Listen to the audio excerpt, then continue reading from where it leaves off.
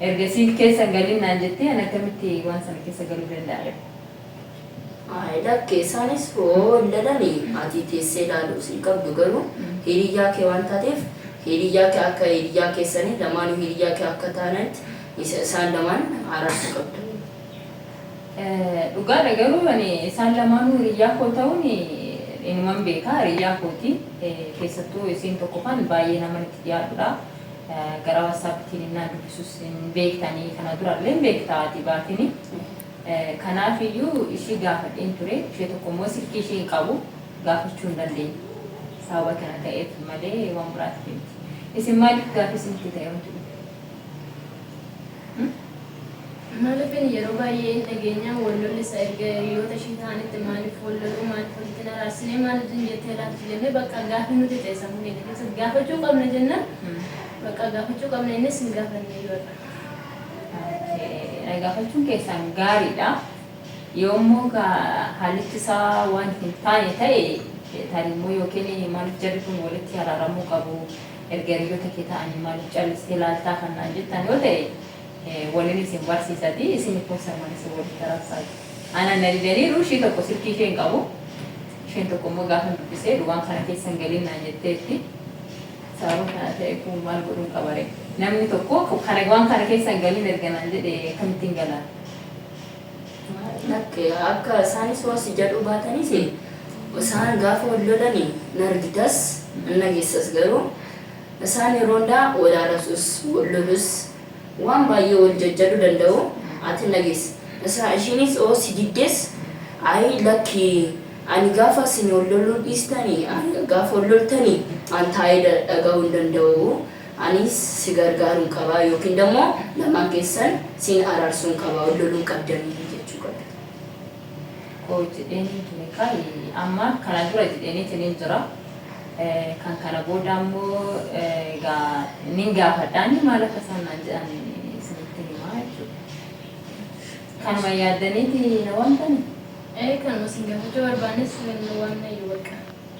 Nagaan isiniif haa ta'u kabajamtoota hordoftoota koo akkam jirtu fayyaa qabdanii hannagaan qaba galata rabbi sagalee ijoollee kootii jalaa balleesse tanaan har'a isinitti dhufe jechuudha iddoo kanatti har'a guddina godhanisuma dhugaa dubbachuudha fi lakkaannaan ani kilaasii keessa taa'ee viidiyoo sabboontuu viidiyoo haadha kakuu viidiyoo ijoolleen walirratti arrabsanii hojjetan kana na dhaggeeffatu innaan immoo sabboontuu faana haasa'ullee na dhaggeeffatu yeroo baay'eedha. Maaliif callistee teessee dhaggeeffattaa maaliif walitti naraarsine naan jedhanii natti dheekkamanii jechuudha. Innaa gudduma na godhanii ani immoo argine kaameraa uffatanii raawwatanii kaameraa godhanii akkasitti natti taphatan jechuudha. Dhugaa uffata nan uffadhee jiru na argitanii irri barraa na kaasanii dha. Sigeen viidiyoo dhaggeeffattu jedhaan dhageenyanii maal hiriyoon ishee walolaa turanii maaliif akka isaan walolanii ni gaafannaan sigee. Eeyyee dhuguma anis dhageera ishiin gaafa kilaasii keessaa dhaggeeffattus nuti sin nageenyaan lamaan keenya tokko dhaqnee ishee awwaamu. Akkas boonanii kaanatti deemnee barbaadanii eessa jirti yoo isheen kaananii amma hin deemnani? Kootu isheen barbaada. Dhaqiitii waamni kootu bakka. Ishee kafilee jirtee na fakkaata beela. Dhaqiitii waamni. Hayyee maaliif na barbaaddanuu? Waan tokko si gaafachuuf barbaadni ture. Hiriyoonni kee maaliif akka wal lolan yookiin immoo hiriyoota keeti moo hiriyoota keenan fakkaanne kanaaf si gaafachuuf barbaadne si waamnes. Maaliif argitan isin akka wal lolanii? Dhaggeeffanniiti. Gaafa viidiyoo ati kilaasii keessa gaafa dhaggeeffattu nutis tasa dhaggeeffannee si gaafachuu barbaanneeti. Yoo hiriyootuma kootti wal lolee ani maaliif akka isaan wal lolan hin barre kaanis dhaggeeffachaa turan ture malee wal lolli isaanii maal akka ta'e hin beekne. Gaafattanii maaliif walitti naraarsanii erga hiriyoota kee ta'anitti? Ani ishii tokko bichaattaan dhiyaadha. Ishii tokko gaafadhee jennaan immoo deebii guddaa naaf hin deebisne yaa bakka wanti isaa wal lolaniif maal akka ta'e hin beeku miidiyaa irratti nan argaa yeroo baay'eedha.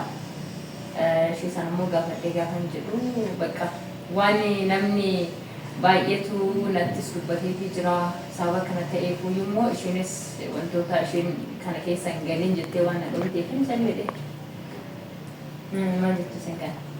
Ergasii keessa galin naan jettee ana akkamitti waan sana keessa galuu danda'a? Lakkee isaanis hoolladanii ati teessee ilaaluu si qabdu garuu hiriyyaa kee waan taateef hiriyyaa kee akka hiriyyaa keessanii lamaanuu hiriyyaa kee akka taananitti isaan lamaan araarsuu qabdu. Dhugaadha garuu isaan lamaanuu hiriyyaa koo ta'uun inuman beekaa hiriyyaa kooti keessattuu isiin tokko kan baay'ee nama itti dhiyaatudha.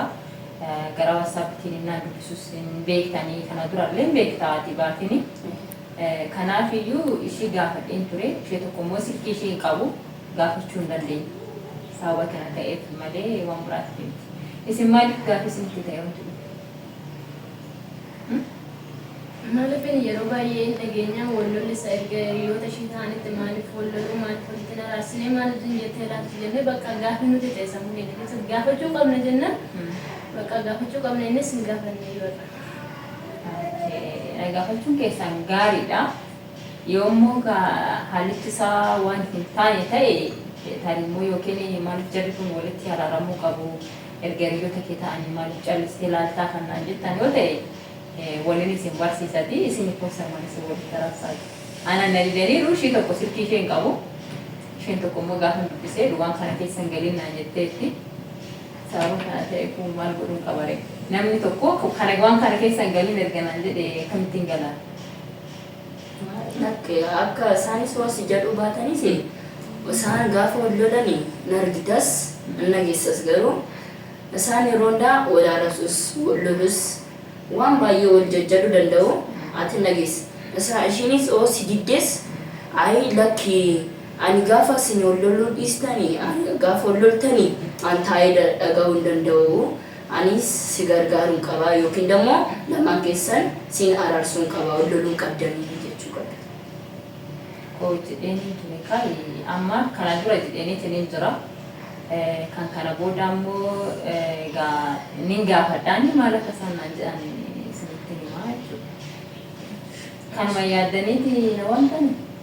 Kanuma isin gaafachuu barbaanes waan nayyuu bakka. Rakkina hin qabu amma maal jechuudha.